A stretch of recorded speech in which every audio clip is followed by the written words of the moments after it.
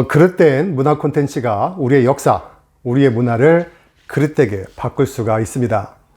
가장 대표적인 작품으로 병강세전을 꼽을 수가 있어요.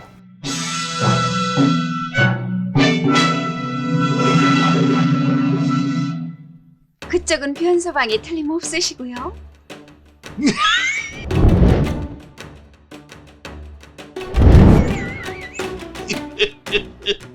아무 틀림없지.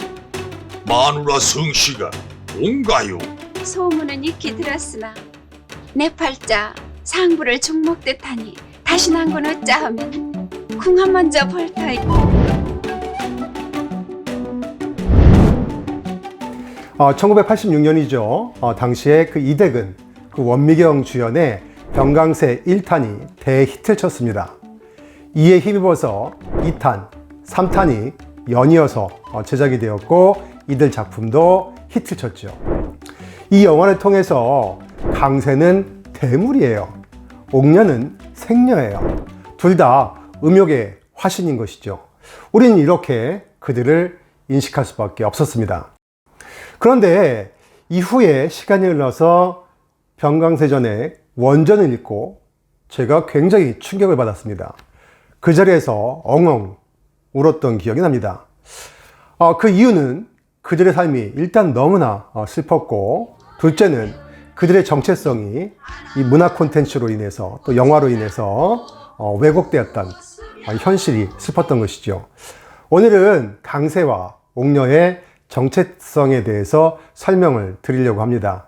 이를 통해서 그들에 대한 오해가 조금이나마 풀렸으면 하는 바람입니다.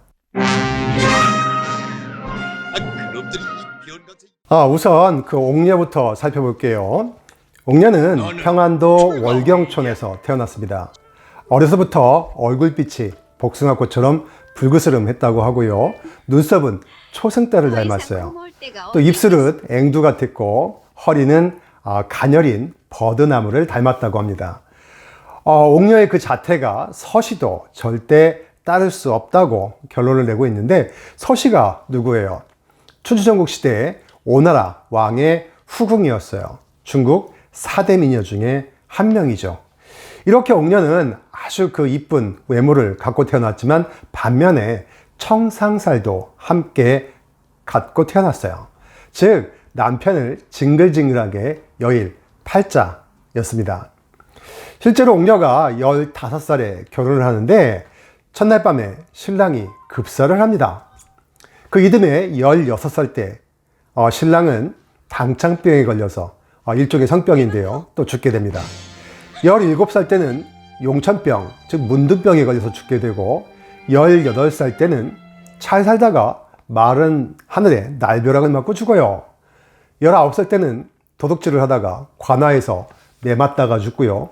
20살 때는 비상, 즉 독극물이죠. 이것을 잘못 마셔서 또 죽게 됩니다. 이렇게 옥녀는 자기 타고난 팔자를 극복하지 못하고 신랑의 송장치는 일이 아주 징글징글 하지요. 그런데 이후에도 옥녀와 농도가 짙은 사랑을 하든 뭐 그렇지 않든 간에 옥녀와 관계되는 남자들은 모조리 죽습니다.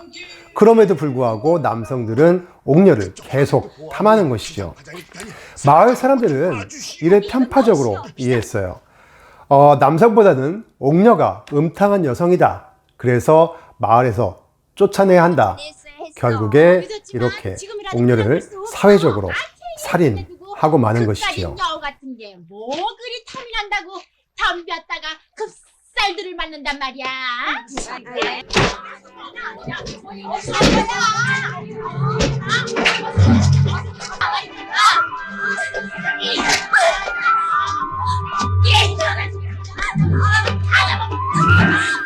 다음으로 강쇠에 대해 살펴보겠습니다. 강쇠는 천생 음골로 규정을 하고 있어요. 타고나기를 아주 그 음한, 뼛속까지 음한 기운을 갖고 있다, 그렇게 규정을 하고 있죠. 그렇지만 강쇠는 평민이었어요. 농민이었어요.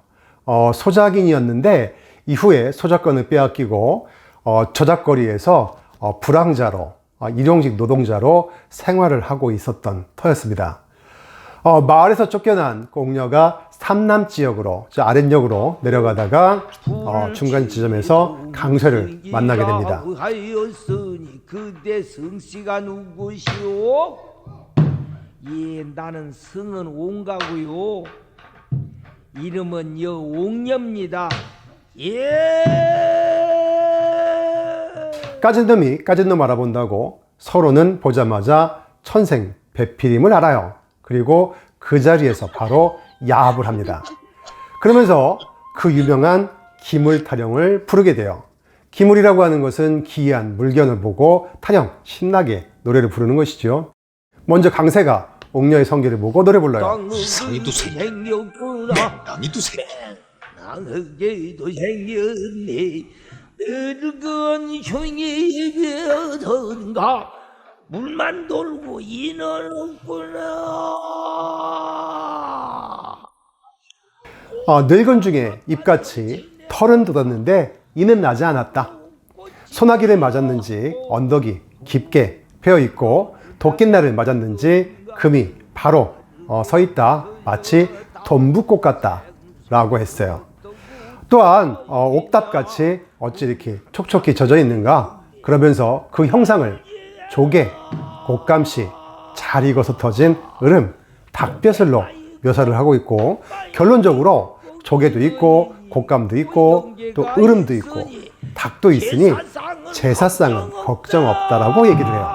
즉 강세에게 성이라고 하는 것은 바로 제사였던 거예요.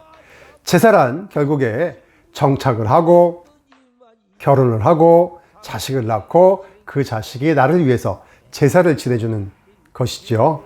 즉 강세에게 성이라고 하는 것은 조선시대 남성들이 기본적으로 가지고 있었던 가계, 형성, 이것이 성의 목적이었던 거예요. 쾌락은 그 두 번째였던 것이죠. 이번에는 그 옥녀가 강세의 성기를 보고 마찬가지로 또 신나게 노래를 부릅니다. 이상이도 생겼네. 맹랑이도 생겼네. 맹랑이도 생겼네. 전배사정을 지냈는가.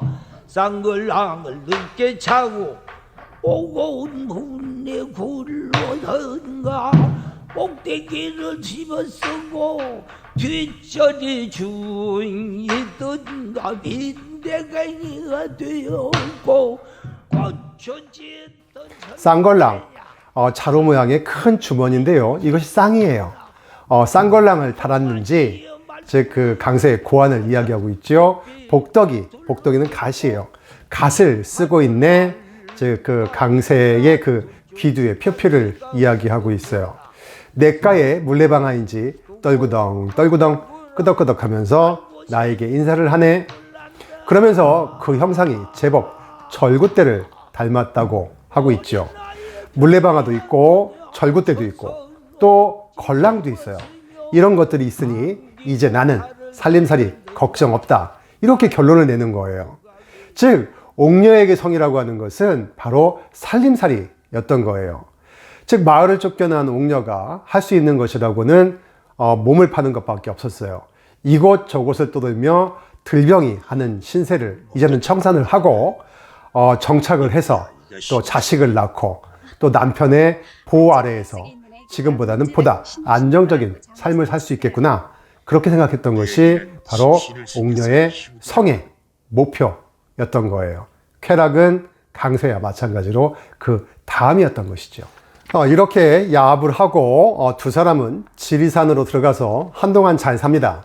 그런데 얼마 후에 그 강세가 그 장승을 뽑아서 땔감으로 사용을 해요. 장승 가만히 안 있죠.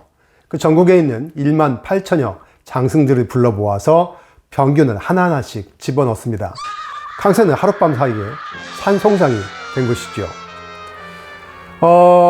강세의 장례를 치르기 위해서 옥녀는 또 다른 남자가 필요했습니다. 그 자신의 몸을 도구로 삼아서 윤리적인 의무, 즉 아내의 도리를 다하겠다라는 좀 상반된 논리를 보이고 있어요. 이는 타고난 팔자를 극복하지 못한 한 여인의 모습, 또 자신의 신분을 극복하지 못하는, 또 주변 환경을 극복하지 못하는 조선시대 일반 평민의 모습, 이런 것들을 보여주고 있어요. 이렇게 그 짧게 그 병강세전을 이야기했는데 그 속에 있는 이야기를 다 할 수가 없었어요. 가능한 여러분들께서 원전을 한번 읽어보시면 좋을 것 같아요.